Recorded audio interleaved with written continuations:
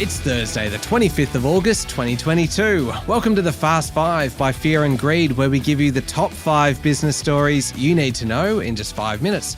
I'm Michael Thompson, and good morning, Sean Aylmer. Good morning, Michael.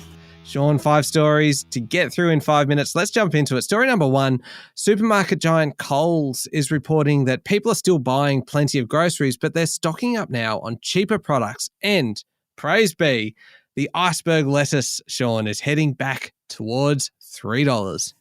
Yes, that is the big news. The other big news is that inflation is moderating somewhat, and that is great news. This is food inflation we're talking about. The iceberg's gone from $12 at its peak back to $4 and heading towards $3, hopefully. Now, some products are still rising in price. Bakery products, for example, they're under pressure because of a jump in wheat prices caused by the war in Ukraine. Packaged grocery prices continue to rise due to higher costs for raw material, for packaging, for freight, for labour.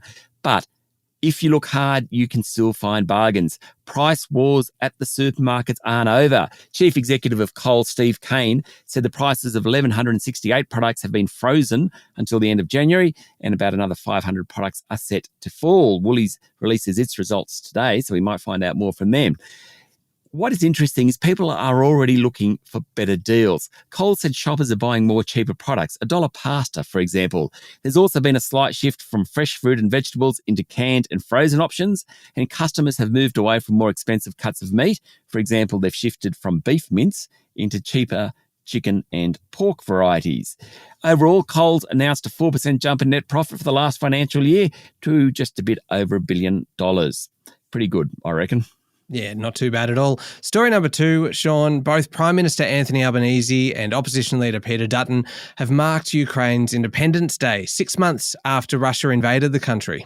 Mr. Albanese said Ukraine's ongoing resistance is a test of the world's commitment to democratic ideals and the integrity of international borders. Mr. Dutton emphasised the support provided by the former coalition government. Australia is the largest non-NATO provider of military aid to Ukraine, and more than 3,800 Ukrainians have fled to Australia since February. Meanwhile, it's feared the anniversary will trigger fresh attacks from Russia on Ukraine, and authorities have warned people not to congregate in large cities. And in Washington, US is trying to organise its allies towards providing a multi-billion-dollar military support package to mark the anniversary. Okay, story number 3, Sean. This is actually a big story, but it might need a little bit of an explanation from you. EML Payments has uncovered further fraud in one of its subsidiaries, which sent its share price tumbling yesterday. That's right. The payment system business has been plagued by problems in its Irish subsidiary, which it bought a few years ago. Now, last year, it bought a business called Centennial, which operates across Europe. EML yesterday said that fraudulent activity had taken place in Centennial involving merchants within its direct debit processing business. That sent its share price down 12%. It's like Groundhog Day for these guys, with another fraud problem for them. EML said it's taking steps to investigate and understand the circumstances surrounding the fraud. It has commenced steps to recover any losses, but really bad news for this company. Sean, story number 4 is about another company, and it's one that I think we all have contact with at some point. Domino's Pizza reported its results yesterday, said ingredient prices were coming down. Yes, that is good news. What has stabilised is cheese. And of course, cheese is the number one ingredient used in pizza, so that's good for Domino's. Now, margins at Domino's have been squeezed in recent quarters by food prices, and Chief Executive Don May said there's some relief in sight around that. Now, he was speaking after announcing a 12% drop in underlying profit last financial year. Customers are putting less in their basket, but what's interesting is they've shifted to the Value Max offering rather than the value range, i.e. more $8 pizzas, less $5 pizzas. The company will also step up its expansion in Asia with the acquisition of 287 stores in Malaysia, Singapore and Cambodia, where it eventually aims to expand to 600 stores across those countries. Michael, Domino's model, wherever it operates, in Japan, in Europe, in Asia and Australia, is pretty simple. Have plenty of stores, get them close to customers so that pizza arrives fast and hot.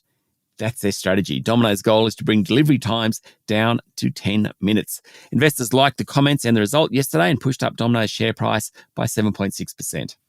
Sean, final story. Story number 5. Almost half of the European Union remains under drought conditions, with the weather set to remain hotter and drier until November. I don't know if you've seen them, Sean, but some of the pictures out of Europe are just incredible, with water levels dropping, kind of things like old shipwrecks and everything being exposed. It is really quite devastating. Yeah, and this is on top of the severe reduction in gas flow from Russia. The combination of a severe drought and heat waves has created an unprecedented stress on water levels in the entire region, according to the EU's Joint Research Centre. Some of the hardest hit regions include Italy, southeastern and northwestern France, eastern Germany, eastern Europe, southern Norway, and large parts of the Balkans.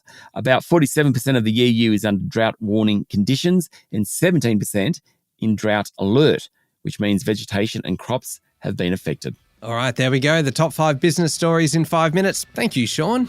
Thank you, Michael. It's Thursday, the 25th of August, 2022. Remember to hit follow on the podcast, and if 5 minutes isn't enough for you, you can find our longer daily show called Fear and Greed wherever you listen to podcasts. I'm Michael Thompson, and that was the Fast 5 by Fear and Greed. Have a great day.